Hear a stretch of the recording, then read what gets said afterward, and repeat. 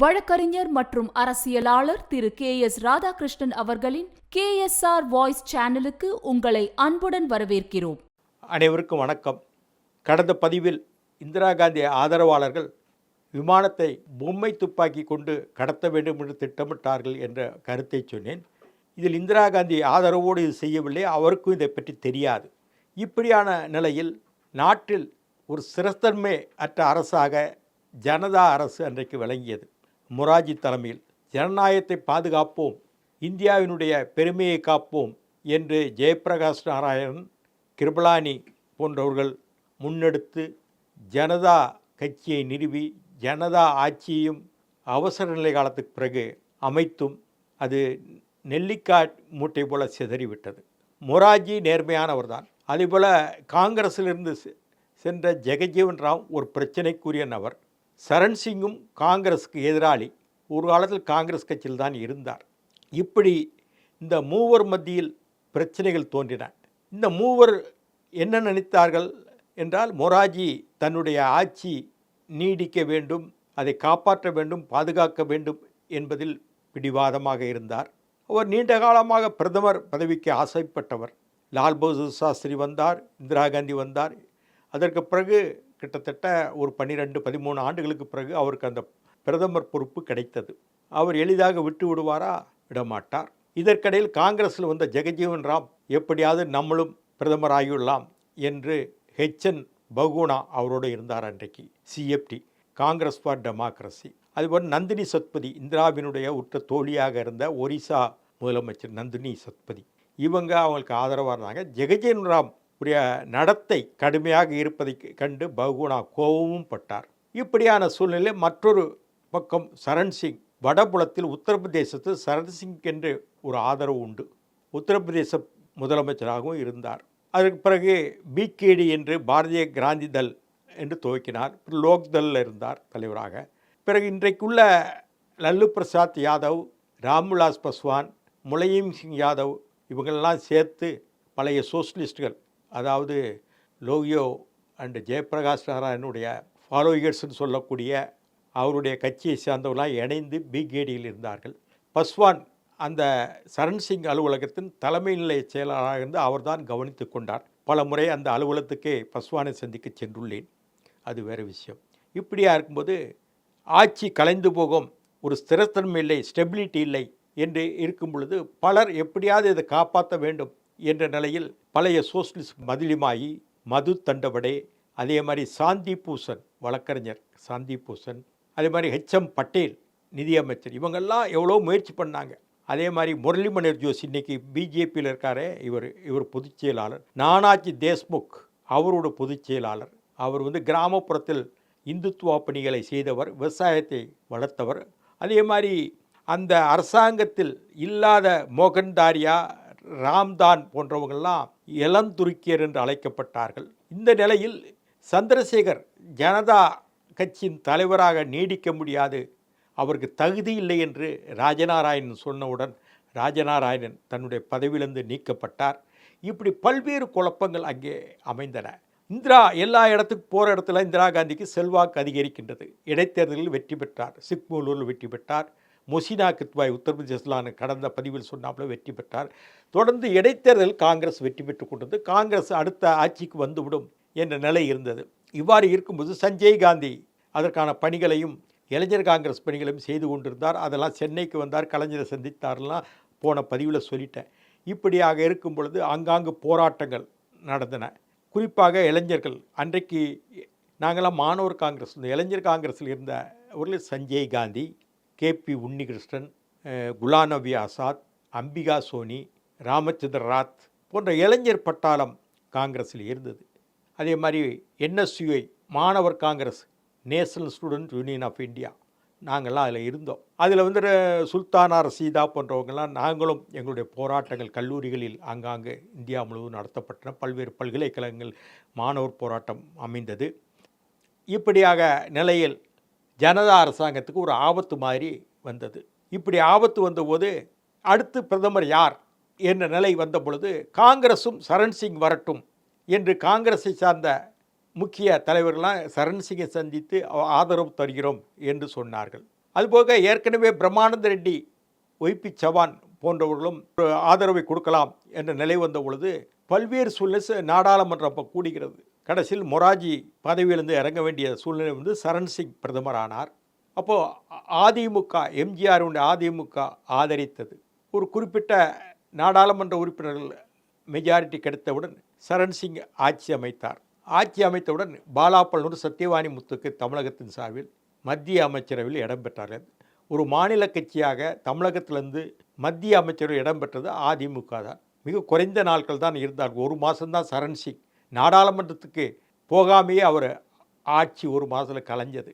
நீண்ட காலம் திமுக தான் இருந்தது, மத்திய அமைச்சர் இடம்பெற்றது. ஆனால் முதலாக அதிமுக தான் அங்கே இடம்பெற்றது மத்திய அமைச்சரவையில். இப்படியான நிலையில் மொராஜி அமைச்சரவை கீழே இறங்கி சரண் சிங் தலைமையில் அமைச்சரவை கூடி அது நாடாளுமன்ற சந்திக்காமலே அந்த அமைச்சர் 1.5 மாத காலத்தில் அந்த அமைச்சரவை வீழ்ந்தது. தேர்தல் வருகின்றது, பொது தேர்தல், அதாவது நாடாளுமன்றத்துக்கு தேர்தல் வருகின்றது. அந்த நூலில் தமிழ்நாட்டிலிருந்து ஏற்கனவே நெடுமாறன் தலைமையில் இருந்த காங்கிரஸ் மூப்பனாருக்கு சரியான ஒரு உறவுகள் இல்லாமல் மூப்பனார் புறக்கணித்தார். மாவட்ட காங்கிரஸ் கமிட்டி நிர்வாகிகள் பகிர்ந்து அளிக்கவில்லை. மூப்பனாருடைய ஆதரவாளர் தான் தமிழ்நாட்டில் அதிகமாக எல்லா இடத்திலும் இருந்தார்கள். நெடுமாறன் ஆதரவாளர்களுக்கு எந்த பொறுப்பும் தரப்படவில்லை திட்டமிட்டு. இது பல முறை இந்திரா காந்தி கவனத்துக்கு சென்றும் முறையாக மனு கொடுத்தும் இந்திரா காந்தி ஆர்வம் எடுத்தும் அன்றைக்கு வசந்தசாத்தே, ஏஆர் ஆண்டுலே, பிரணாப் முகர்ஜி போன்றவர்கள் மூப்பனார் ஆதரவாளர்கள் என்ற நிலையில் புறக்கணிக்கப்பட்டார்கள். நரசிம்மராவ் எவ்வளோ சொல்லி பார்த்தார். ஆனால் இந்திரா காந்தி சொல்லியும் உரிய முறையில் நெடுமாறனுடைய ஆதரவாளர் அங்கீகரிக்கப்படவில்லை. இப்படியான நிலைமை தமிழ்நாடு காங்கிரஸ் கமிட்டியில் இருந்தது. அப்போது ஜிஎன் செட்டி ரோட்டில் அலுவலகம் இருந்தது, சத்தியமூர்த்தி பவன் அல்ல. இப்படி இருக்கின்ற நிலையில் பல முறை சொல்லியும் யாரும் டெல்லியில் கேட்கவில்லை. நெடுமாறன் எவ்வளவோ இந்திரா காந்தியை சந்தித்து பேசினார். அவரோடு தீர்த்தகிரி கவுண்டர் சொல்வார், ஒரு சமயம் ஆர்வி சுவாமிநாதன் உடன் சொல்வார், வாழப்பாடி ராமமூர்த்தி சொல்வார். இப்படியெல்லாம் சொல்லியும் முறைப்படுத்தியும் உங்கள் பக்கம் நியாயங்கள் இருக்கின்றது என்று இந்திரா காந்தி சொல்லியும் சரியான ஒரு தீர்வு எட்டப்படவில்லை. இது ஒரு புறம் கோபதாபங்கள் நெடுமாறன் ஆதரவாளருக்கு உண்டு. ஏன் மூப்பனார் இப்படி செய்கின்றார் என்ற கோபம் உண்டு. நெடுமாறனோடு இருந்த திண்டிவன ராமமூர்த்தியும் மூப்பனாரோடு சென்று விட்டார். அன்றைக்கு நெடுமாறனுக்கு ஆதரவாக ஆர்வி சுவாமிநாதன், அது மாதிரி துரை முத்துசாமி என்று கள்ளக்குறிச்சியில் வழக்கறிஞராக இருந்தார் அவர். அதே மாதிரி ஆவண்ணா ரத்னம், பொறையார் ஜம்பு, இப்படி நாகர்கோவில் முத்துக்கருப்பன் அம்பலம், இப்படி ஆதரவா திருச்சி சாமிக்கண்ணு, இப்படி பலர் அவரோடு ஆதரவாக.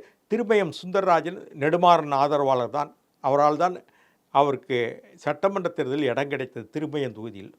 இப்படியாக இருக்கும் பொழுது தொடர்ந்து புறக்கணிக்கப்படுவதால் மிகவும் வேதனையடைந்தார் நெடுமாறன். தனக்கு பதவியில் இருந்தாலும் பரவாயில்ல, தன்னுடைய ஆதரவாளர்கள் களப்பணி செய்வர்களுக்கு உரிய அங்கீகரிக்கப்பட வேண்டாமா இல்லையா என்று கடுமையாக இந்திரா காந்தியிடம் பேசினதெல்லாம் உண்டு. கடுமையாக பேசின இந்திரா காந்தியிடம். இப்படி பண்ணால் நாங்கள் என்ன செய்ய முடியும் சொல்லுங்கள், நாங்கள் உங்களை நம்புகிறோம், இப்படி தமிழ்நாட்டில் புறக்கணிக்கப்படுறோம். இந்திரா காந்தி அதுக்கு பதிலே சொல்ல முடியும். ரொம்ப வேதனைப்பட்டாங்க, ஏன் மூப்பனார் இப்படி பண்ணுறாருன்னு. ஒரு கட்டத்தில் இந்த விளைவு தான் டெல்லிக்கு அழைக்கிறாங்க. என்னுடைய நினைவு, அந்த எமர்ஜென்சி நேரம் சட்டமன்றத்தில் தமிழ்நாட்டில் நடந்ததில் எம்ஜிஆர் ஆட்சிக்கு வர்றாரு 77. அப்போ என்ன ஆகுதுன்னா, அதுக்கு முன்னாடி அழைச்சி இனிமேல் மூப்பனார் வேண்டாம், தேர்தலை ஈவிகே சம்பத்தும் நெடுமாறனையும் கவனித்து கொள்ளட்டும்னு உத்தரவு போட்டாங்க. டெல்லியிலேருந்து சென்னைக்கு வர்றாங்க. டெல்லிக்கு வந்தோடனே சம்பத்துக்கு உடல்நிலை சரியில்லாமல் ஜிஹெச், அப்போல்லாம் அப்பல்லோ ஹாஸ்பிட்டல் கிடையாது, ஜிஹெச்சில் சேர்த்தாங்க. இப்போ அவர் பரபரப்பாக இயங்கினவர் உடல்நிலை சரியில்லாமல் இருக்கனால ரொம்ப நாள் அங்கே மருத்துவம் பார்த்து அவர் காலமானார். இப்படி ஒரு இந்திரா காந்தி உத்தரவிட்ட பிறகு இந்த எதிர்பாராத சம்பவம் நடந்து விட்டது.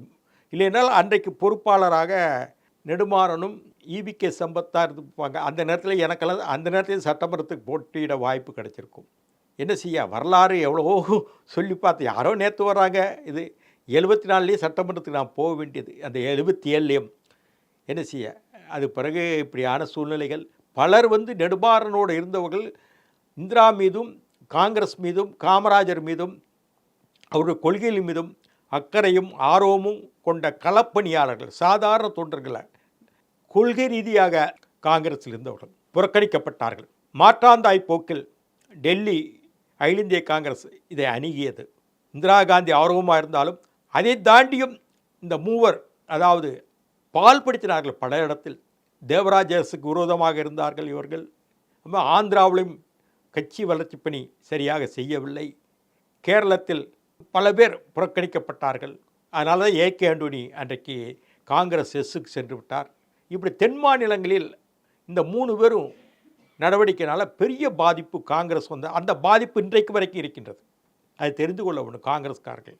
இதெல்லாம் இன்றைக்கி இருக்கிறார் செல்வப்பெருந்தைக்கு இந்த பழைய வரலாறும் தெரியாது. ஒரே தேர்தல் நெடுமாறனும் மூப்பனார் போட்டியிட்டதாக தமிழ்நாடு காங்கிரஸ் கமிட்டியில் கடைசியாக நடந்த தேர்தல் சாய்பாபா கல்யாண மண்டபம். அது நம்ம இது இங்கே 75 76 நடந்தது. அதுக்கு பிறகு தேர்தலே காங்கிரஸ் கமிட்டிக்கு நடக்கலைங்க. தலைவர் தேர்தலை முறைப்படி தேர்தல் நடத்தி காலையில் 10 மணிக்கு 9 மணிக்கு வாக்குப்பதிவு ஆரம்பித்து மாலை 5 மணி வரைக்கும் வாக்குப்பதிவு இருந்தது. ரஜினி படேல் வந்தார் பார்வையாளராக, KP முனியரசு இவங்கெல்லாம் வந்தாங்க. அதுக்கு பிறகு காங்கிரஸ் கமிட்டியில் உட்கட்சி ஜனநாயகம் இல்லாமல் நீ பிரதேச காங்கிரஸ் கமிட்டி PCCக்கு போ, நீ AACCக்கு போ, ஆல் இண்டியா காங்கிரஸ் கமிட்டிக்கு உறுப்பினராக போ, நீ தான் மாவட்ட தலைவர், இப்படி விருப்ப பிரகாரம் யாராருக்கு கொடுக்கணும் பதவி அள்ளி தந்தாங்களுடைய தேர்தல் மூலியமாக ஜனநாயக மூலியமாக வரவில்லை. நாங்கள் கேட்டது தேர்தல் நடக்க வேண்டும், எல்லாம் ஜனநாயக ரீதியாக அங்கே அமைப்பு ரீதியாக நிர்வாகிகள் வர வேண்டும் என்று நாங்கள்லாம் கேட்டுக்கொண்டோம். அதுக்கு இந்திரா காந்தி ஆதரித்தாலும் பிரணாப் முகர்ஜி வசசாத்தை AR ஆண்டுலே நாசப்படுத்தினார்கள் மூப்பனாருக்கு ஆதரவாக. இதுதான் எங்களுக்கு கோபம் மூப்பனார் மேலே. தனிப்பட்ட கோபம் அவங்களுக்கு கிடையாது. மூப்பனார் வீட்டில் கொய்யா செடி ஒன்று இருக்கும், கொய்யா மரம். அதற்கு கீழே நின்று கொண்டிருந்தவங்களுக்கு பதவி நிச்சயமாக வரும். இவர் புத்தருடைய போதனைகள் நமக்கு மனசில் ஏறுதோ அது மாதிரி கொய்யா மரத்துக்கு நில்லுங்க, அவங்களுக்கு பதவி உறுதியும்பாங்க. நாங்கள்லாம் தொடர்ந்து பயணிச்சுட்டு வந்தவங்க. யாரோ வந்தாங்க, திடீர்னு பதவிகள் அள்ளி கொடுக்கப்பட்டது. அப்படி தான் காங்கிரஸில் நடந்தது. இப்படியாக காங்கிரஸ் தமிழ்நாட்டில் நாசப்படுத்தி விட்டார்கள். பழைய மிராஸ்தார்கள் திமுக சொன்னாப்புல மிராஸ்தார்கள் வசதி படைத்தவர்கள் என்று அவர்கள்தான் அந்த இயக்கத்துக்கு பணி செய்ய முடியும், அங்கீகரிக்க முடியும் என்ற சூழ்நிலை அமைந்தது. கக்கன் போன்ற எளிமையான ஆட்கள் காமராஜர் பாராட்டி சீராட்டி வளர்த்தார்களே, அவர் மாதிரி வறுமை கோட்டின் கீழ் உள்ளவர்கள் அங்கே பெரிய பொறுப்புக்கு வர முடியாது. அப்படி வரணுன்னா மூப்பனாருடைய ஆதரவு வேண்டும். இப்படியான நிலை இருக்கும் பொழுது தொடர்ந்து ஒரு முட்டுக்கட்டைகள் தமிழ்நாடு காங்கிரஸ் கமிட்டியில் இருந்ததுனால தான் காங்கிரஸ் வளராமல் போனது. ஒரு கட்டத்தில் நாங்களே நினச்சோம், ஏன் காங்கிரஸில் மெர்ஜானோ, நம்மளே தனியாகவே காமராஜர் மாதிரி காங்கிரஸ் இங்கே தமிழ்நாட்டில் நடத்தியிருக்கலாமே என்று கூட எங்கள் மனசில் அப்போது பட்டது. இப்படியான நிலையில் டெல்லியில் ஜனதா சர்க்கார் நெல்லிக்காய் மூட்டை போல சிதறக்கூடிய நிலையில் சரண் சிங் பொறுப்பேற்றார். அதற்கு பிறகு ஆட்சி கலைக்கிற நிலைக்கு வந்தது, ஆட்சி கலைக்கப்பட்டது. நன்றி, வணக்கம். சுவாரஸ்யமான பல அரசியல் தகவல்களுக்கு இணைந்திருங்கள் KSR வாய்ஸ் சேனலோடு. நன்றி, வணக்கம். KSR வாய்ஸை சப்ஸ்கிரைப் செய்யாதவர்கள் உடனடியாக சப்ஸ்கிரைப் செய்யுங்கள். அருகில் இருக்கும் பெல் பட்டனையும் கிளிக் செய்யுங்கள். நாங்கள் போடும் வீடியோக்கள் உங்களுக்கு உடனுக்குடன் வந்து சேரும்.